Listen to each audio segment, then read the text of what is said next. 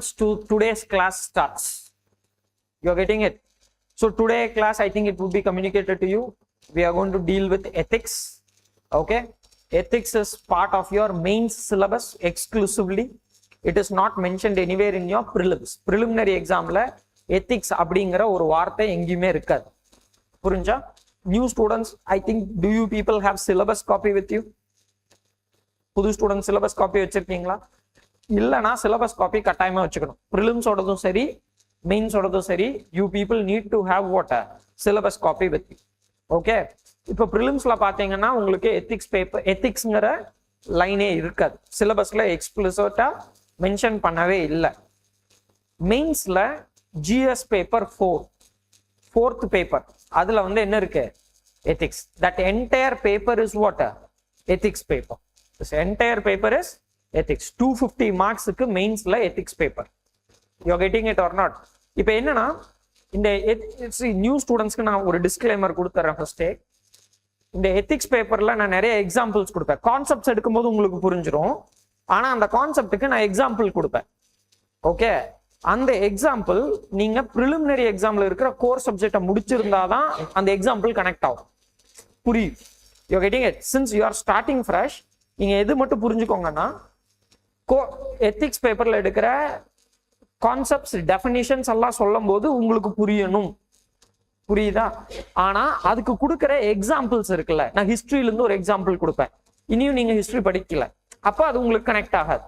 You are getting this point. பாலிட்டியில இருந்து ஒரு எக்ஸாம்பிள் கொடுப்பேன், அது உங்களுக்கு புரியாது. ஏன்னா அது பாலிட்டி, அது முடிச்சாதான் உங்களுக்கு புரியும். பட் மிச்சபடி நான் எக்ஸ்பிளைன் பண்ற கான்செப்ட்ஸ் உங்களுக்கு கட்டாயம் புரியணும். You are getting it. Sir கேட்டார் என்கிட்ட, நியூ ஸ்டூடெண்ட்ஸை எத்திக்ஸ் கிளாஸ்ல உட்கார வைக்கலாமான்னு. நான் வந்து உட்கார வச்சிடலான்னு சொல்லிட்டேன். You are getting it. But I am saying there is a part which you might not understand it completely. Is it very clear? That is what? Example part, argument part, adu puriyadu. But ana, believe me, you just hang in there, இத படிங்க. திரும்ப உங்களுக்கு எது முடிச்சிட்டு வரும்போது, பேசிக் subjects எல்லாம் முடிச்சிட்டு வரும்போது திரும்ப இது நீங்க பாத்தீங்கன்னா உங்களுக்கு கட்டாயமா புரியும். Is it very clear? And all students எல்லாத்துக்கும் எல்லாமே புரியணும். சரியா? அவங்களுக்கு எல்லாமே கொடுக்குற எக்ஸாம்பிள்ஸ் முதல் கொண்டு எவ்ரி திங். ஆர்குமெண்ட்ல அதிகமாக பார்ட்டிசிபேட் பண்றதும் நீங்களா தான் இருக்கணும். சரியா? இது வந்து நிறைய டிபேட்ஸ் நடக்கும். We will be discussing lot of concepts, will be analysing சரி தப்பு அதெல்லாம் பேசுவோம். அப்போ வந்து you have to what open your what mouth. சரிதானே? ரைட். சரி, இப்போ என்னன்னா எத்திக்ஸ் பேப்பர் ஃபர்ஸ்ட் எல்லாம் நான் என்ன சொல்லுவேன்னா, if you want to clear this exam R if you want to clear mains, three things is very determinant. One is your essay paper, second is your ethics paper, third is your optional paper. Whatever the optional it may be. Optional paper என்னமா வேணாலும் இருக்கலாம். ஆனா இந்த மூணும் தான் very instrumental in deciding whether you would crack this mains or you would not crack this mains. ஏன் நான் இப்படி சொல்றேங்கிறத புரிஞ்சுக்கோங்க. இப்ப உங்களுடைய மெயின்ஸ் நீங்க எடுத்து பாத்தீங்கன்னா, leave the qualifying paper, then there will be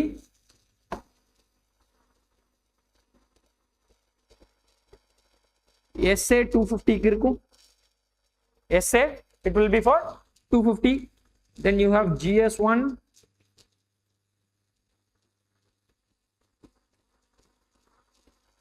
GS4, அதாவது இதுதான் என்னது ethics paper. இது எல்லாமே 250 தான்.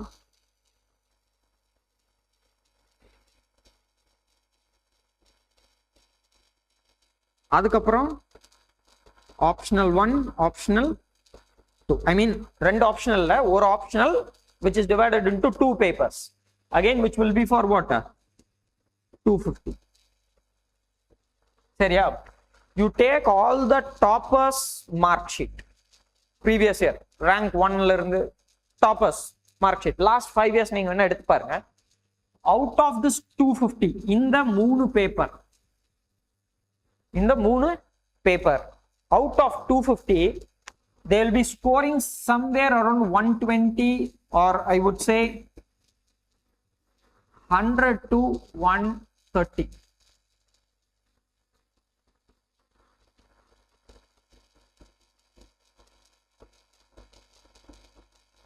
அவ்வளவுதான் மேக்ஸிமம் ஸ்கோர் பண்ணுவாங்க. 130, 120, 125 எல்லாம் ஸ்கோர் பண்ணியிருக்கிறவங்க பேப்பர் 1, 2, 3ல ஸ்கோர் பண்ணியிருக்கவங்க லெஜெண்ட்ஸ். புரிஞ்சா? ரேர் தான். மோஸ்ட் ஆஃப் த மார்க் எதுல தான் இருக்குன்னா 105, 110, 111 அந்த கேட்டகரியில தான் இருக்கும். எந்த பேப்பர் இது? You getting it or not? நீங்க எவ்வளோ எஃபர்ட் போட்டாலும் என்ன பண்ணாலும் what you can get, you will end up somewhere around 120, 115 அந்த ரேஞ்சில் தான். If you are extremely good enough you may end up in what 130 அந்த மாதிரிலாம். உடனே சார் நீங்க சொன்னீங்க, நான் கூகுள் பண்ண பார்த்தேன் சார், ஒருத்தர் 145 வாங்கியிருக்காரு பேப்பர் 2லன்னு எடுத்துட்டு வராதீங்க. சரியா? They are exceptions. Exceptions cannot be examples. புரிஞ்சா இல்லையா? அவங்க வந்து அது எப்படி நடந்துச்சுன்னு அவங்களுக்கே தெரியாது. அடுத்த வருஷம் அவங்களே எழுதினாலும் அதே 145 வாங்க முடியாது. அது something would have happened and we couldn't say what it. ஏன்னா அந்த எழுதினவங்களுக்கே தெரியாது என்ன அவங்க கரெக்டா பண்ணாங்க, ஏன் 145 வந்துச்சுன்னு. Something it works like that. But most 90% I'm saying it will be in this range. So which clearly shows 50% or less. That's what you can get in paper 1, paper 2 and paper 3. Are you getting it? But just look at the toppers essay marks. Okay, it will be 140 to 160 range. 140 to 160. Most of the marks would be in this range. If you score less than this, your chance of getting better rank is very less. You're getting it? Your chance of cracking this exam itself is less.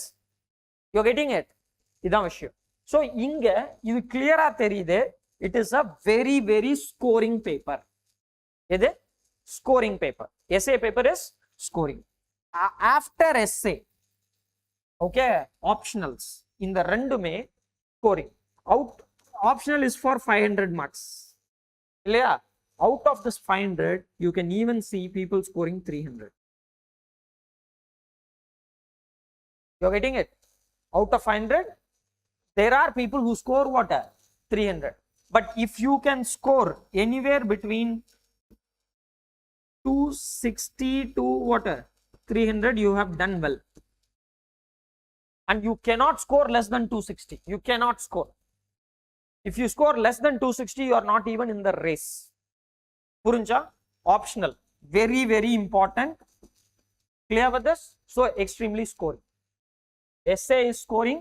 Optional is scoring. அதுக்குன்னு படிக்காம போனா ஸ்கோரிங்லாம் இல்லை. அதுக்கான எஃபர்ட்டை போட்டு போனா நான் சொல்றேன். தெளிவா புரிஞ்சுக்கணும். Okay?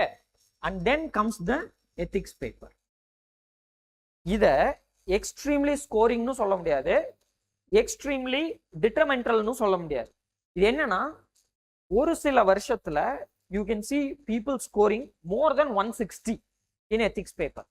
Not one people, those people who wrote that particular year exam, அவங்க எல்லாருமே 150, 160 ஸ்கோர் பண்ணதையும் பார்க்க முடியும். அப்படி இல்லைனா கூட they will be scoring 130. You're getting my point? So again, the worst case scenario you will get to 130. The best case scenario only you will get 130 in paper 1, paper 2 and paper 3. But even in worst case scenario, you can get what? 130. In the best case scenario, you can get even what? 160. People have scored even 160. You're getting this point. Appa, it is not consistent in நம்ம சொல்ல முடியாது. Every year you can score 150, 114 சொல்ல முடியாது. But definitely you can score what? 130, that is guaranteed. Provided, எல்லாத்துக்குமே provided you prepare. Clear I am saying. Okay? So the thing again it becomes very crucial in cracking this exam. Is it very clear? So why ethics paper also plays a very important role in determining whether you crack this exam or not? Scoring. Is it very clear? Purincha. And another important thing enna, if you look at GS paper 1, okay, syllabus, I'm just saying syllabus, you have art and culture. Then you have Indian national movement, which is modern Indian history. Then you have world history. Then you have post-independent history. Is it very clear? Then you have society. Okay, then you have geography.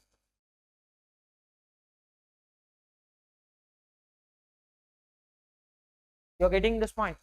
Now listen, those people who have already attended the classes, newcomers might not know it, but old students will know it. New students try to understand this. Art and culture class you cannot read without knowledge of ancient and medieval Indian history. And ancient and medieval Indian history class itself will go on for 10 to 15 classes. Minimum I'm saying 10 to 15 class, which is 3-hour class of, so 45 hours of class lecture is needed to cover ancient and medieval history. After that only you can understand what art and culture. You are getting this point?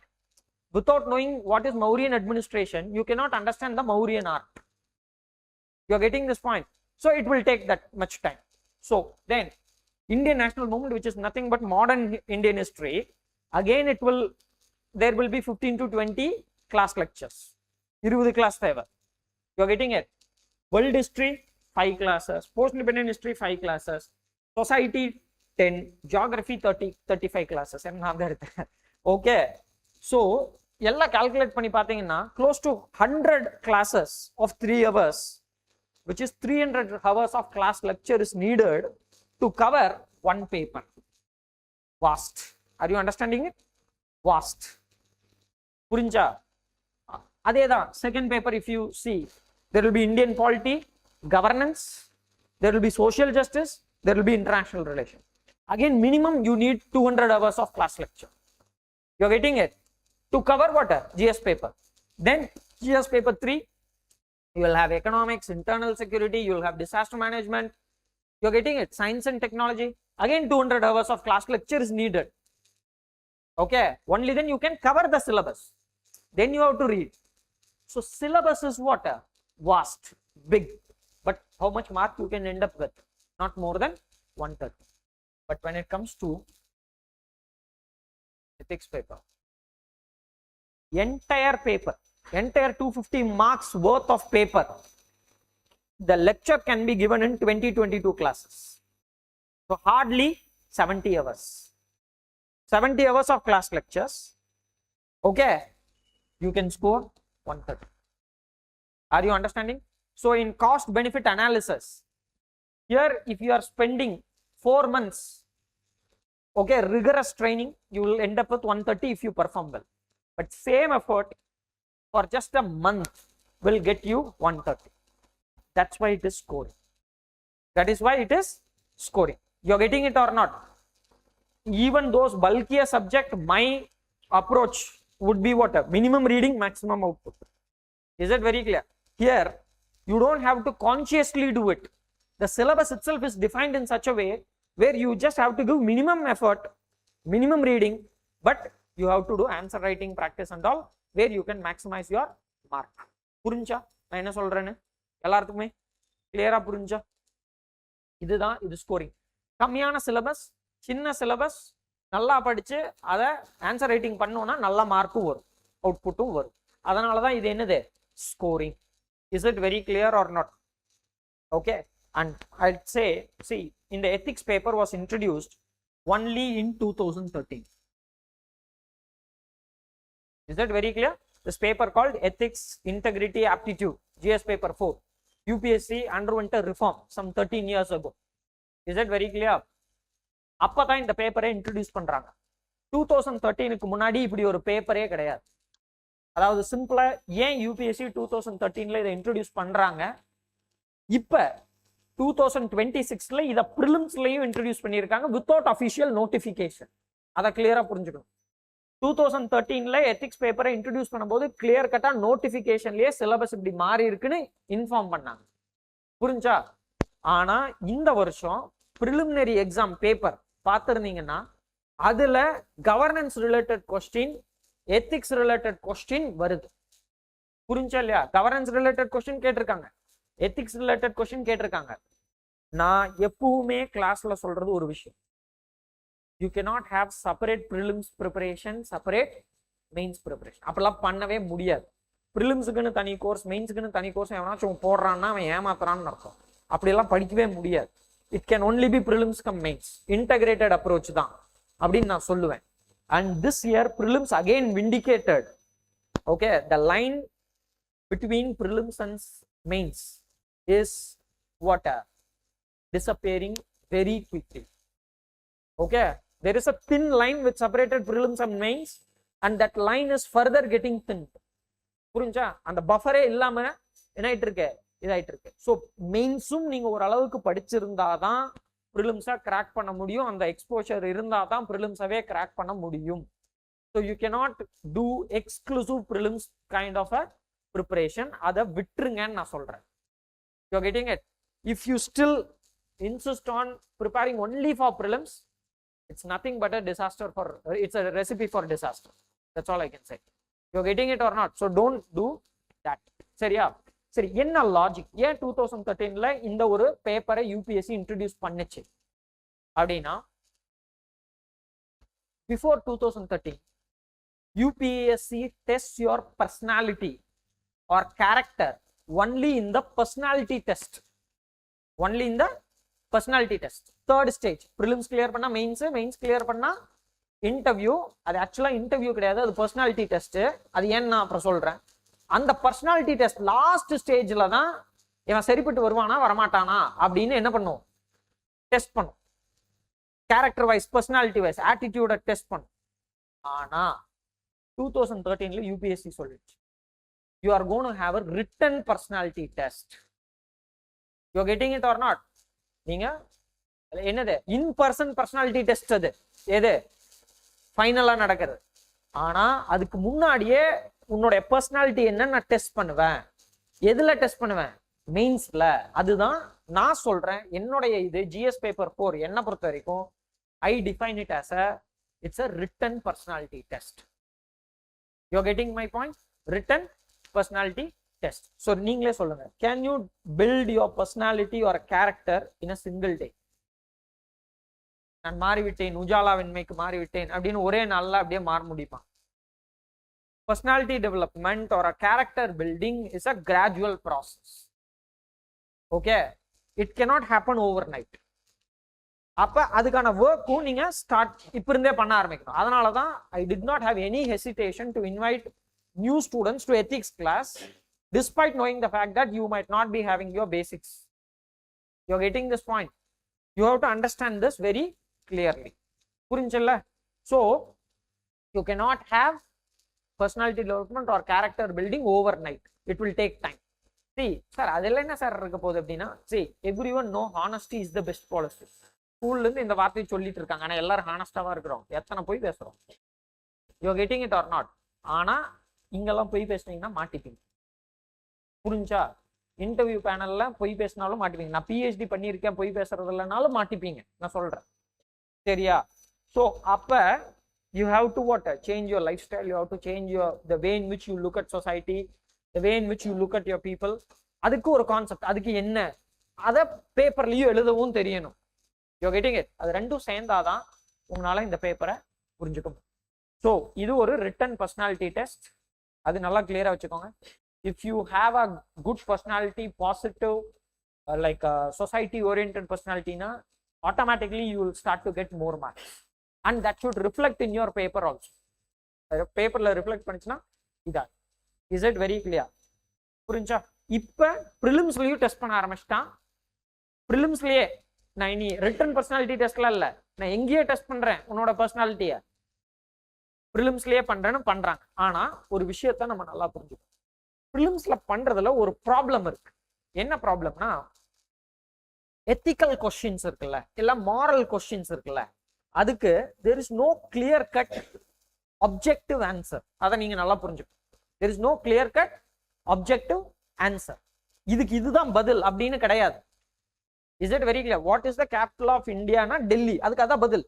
மும்பைன்னு எழுதுனவன் என்னது தப்பு தான், இது correct, இது தப்புன்னு answer பண்ணிடலாம். Prelims is an objective type question. ஆனா ethics, morality, values, integrity, aptitudeங்கிறது எல்லாமே it is extremely subjective. It is not what, objective. புரியுதா இல்லையா? What is ethical for me may not be ethical for her.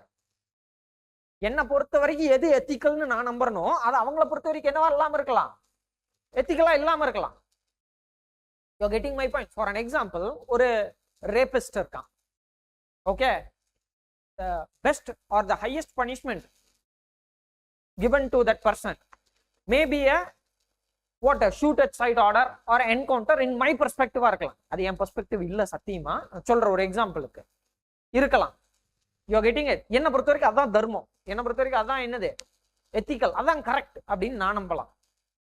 ஆனா இதுவே அவங்க என்ன நம்பலாம், இல்ல என்ன பண்ணும், அந்த பர்சன் ஏன் இந்த மாதிரியான ஒரு ஹீனியஸ் கிரைமை கமிட் பண்ணான்னு கண்டுபிடிச்சு அது மாதிரி இனி யாரும் பண்ணாம இருக்கிறதுக்கு அவனை ரிஃபார்ம் பண்ணி அவனை மனுஷனா திரும்ப மாத்துறது, அதுக்கு என்ன சிஸ்டம் கொண்டு வரணுமோ அதுதான் கரெக்ட்னு அவங்க நம்பலாம்.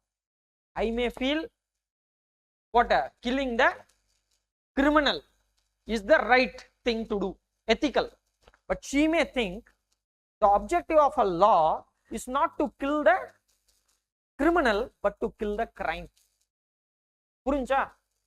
சட்டத்தினுடைய நோக்கம் குற்றவாளியை கொல்றது இல்ல, குற்றத்தை கொல்றது. சரியா? நான் என்ன இல்ல அவன் தப்பு பண்ணல அவனை இது பண்ணும், நான் என்னன்னு அதுக்கு ஜஸ்டிபிகேஷன் நான் கொடுக்கலாம். It creates deterrence. ஒருத்தனுக்கு இப்படி பண்ணாதான் மீதி இருக்கவங்களாம் பயப்படுவான், பண்ண மாட்டான். அப்ப சொசைட்டில பீஸ் இருக்கும். 4 பேருக்கு நல்லதுன்னா எதுவுமே தப்பு இல்லை, இவனை கொல்றது தப்பு இல்லை. இது என்னோட look way of what looking at இட்டா இருக்கலாம். Okay, by harming this person, சரியா, we are what creating what happiness to many people. இத வந்து I can defend it with a theory called utilitarian ethics. புரிஞ்சா? இப்ப what is utilitarian ethics எல்லாம் நான் சொல்லி கொடுப்பேன். ஆனா என் ஆன்சர் எழுதும்போது இப்படிதான் நான் எழுதுவேன். என்னது, we have to what kill that person, what give capital punishment, and what is the ethical argument behind that? அதுக்கு பின்னாடி இருக்கிற ஆர்குமெண்ட் என்ன? ஒருத்தனை கொல்றதுனால அவனுக்கு மட்டும்தான் பாதிப்பு, ஆனா நிறைய பேருக்கு நல்லது. அப்ப என்ன பண்ணலாம், இது as nature like given a life to a person, it has to be taken away by nature.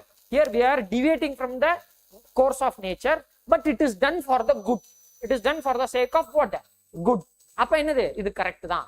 So இதுக்கு பிறகு யூட்டிலிட்டேரியன் எத்திக்ஸ் அப்படின்னு நான் ஒரு தியரியை கொடுப்பேன். You getting it? ஆனா இவங்க அப்படிலாம் பண்ணக்கூடாது. You getting it?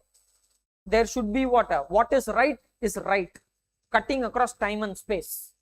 இது சரினா சரிதான், இது தப்புனா தப்புதான். ஒருத்தனோட உயிரை இன்னொருத்த எடுக்கிறது தப்புனா தப்புதான், அது எந்த சூழ்நிலையா இருந்தாலும் தப்புதான் அப்படின்னு அவங்க ஒரு தியரி, டியன்டாலஜிக்கல் அப்ரோச் அவங்க ஒண்ணு கொடுக்கலாம். புரியுதா? ஸோ அப்ப இதுதான் நான் சொல்றேன், இந்த ethics, moral value, attitude, integrity இது எதுவுமே அப்ஜெக்டிவ் இல்லை. அப்ஜெக்டிவ்னா இதுக்கு இதுதான். You are getting my point? இப்ப நான் இந்த கலர், இந்த பெண்ணுடைய கலர் என்ன, பிளாக். புரிஞ்சா? எல்லாரும் ஒத்துக்கிட்டு தான் ஆகணும். இது அப்ஜெக்டிவ். இது ஆப்ஜெக்ட பத்தி பேசல. இது கருப்பு அப்படின்னா கருப்பு தான். It's objective. Is it very clear? இதுல இவங்க ப்ளூன்னு சொல்றது, இவங்க ரெட்னு சொல்றது ஒப்பீனியனுக்கு இடமே இல்லை. It's a fact, it's a fact. அந்த மாதிரி எக்ஸாம் தான் ப்ரிலிம்ஸ். ஆனா நான் ஏன் இந்த பெண் எடுத்துட்டு வந்திருக்கேன், இல்ல இன்னைக்கு ஏன் நான் சார் இந்த கலர், என்ன கலர், ப்ளூ கலர் சட்டையை போட்டு வந்திருக்காரு, ப்ளூவோ வெள்ளையோ ஏதோ ஒன்று போட்டு வந்திருக்காரு, ஏன் போட்டு வந்திருக்காரு, இவங்க ஒரு காரணம் சொல்லலாம், இவங்க ஒரு காரணம் சொல்லலாம். இது வந்து என்னது, சப்ஜெக்டிவ். இப்ப இந்த மாதிரி சப்ஜெக்டிவ் பினாமினா இருக்கிற ஒரு விஷயத்த ஆப்ஜெக்டிவ் இவாலுவேஷன் எப்படி பண்றது அப்படிங்கறதுதான் இப்ப எத்திக்ஸ் பேப்பர் பிரிலிம்ஸ்ல வந்ததுனுடைய ஒரு கன்ஃபியூஷன். அது UPSC will have to clarify. I think it will clarify. Okay, அது கிளாரிஃபை பண்ணாம விட்டாலும் நம்ம கழுத்தை பிடிச்சி கேட்க முடியாது, அது பண்ணாம விட்டாலும் விடும், சொல்ல முடியாது. சரியா? அப்ப நம்மளே என்ன பண்ணோம், அனாலிசிஸ் பண்ணி அது இன்னும் பேப்பரை என்ன போஸ்ட்மார்ட்டம் ரிப்போர்ட் பண்ணுவோம்ல, எடுத்து போட்டு பிரிச்சு போட்டு பண்ணி அதுக்கப்புறம் ஓ இதுதான் சொல்ல வர்றான் அப்படின்னு சொல்லிட்டு அப்புறம் புரிஞ்சுக்கிட்டு நம்ம அப்ரோச்சை மாத்தோம். Is it very clear? இதெல்லாம் தான் விஷயம். சரி, இப்ப what is this ethics paper, என்ன ரெலவன்ஸ் எக்ஸாம் பாயிண்ட் ஆஃப் வியூல இருந்து, இது கிளியரா? Clear for all of you? சரி, இப்ப எப்போ எந்த சப்ஜெக்ட் எடுத்து படிச்சாலும் அது ஏன் படிக்கிறோம், அதுக்கு என்ன வெயிட்டேஜ், மார்க் என்ன, அது ஸ்கோரிங்கா, அது பொட்டன்ஷியல் இருக்கா இல்லையான்னு தெரிஞ்சுக்கிறது ஒண்ணு. ரெண்டாவது, அதை எப்படி படிக்கணும், அதுல என்னென்னலாம் படிக்கணும். சும்மா எத்திக்ஸ்னா சார் இது என்ன படிக்கிறது சார், பகவத்கீதாவை எடுத்து படிக்கிட்டா அதுல எத்திக்ஸ் சொல்லியிருக்காங்க படிக்கிட்டா, பைபிள் எடுத்து படித்தா, எதை படிக்கிறது எதை படிக்க வேணாம் அது தெரியணும்ல. அப்ப அதுக்குதான் syllabus decode. You need to have what, a proper syllabus. Okay,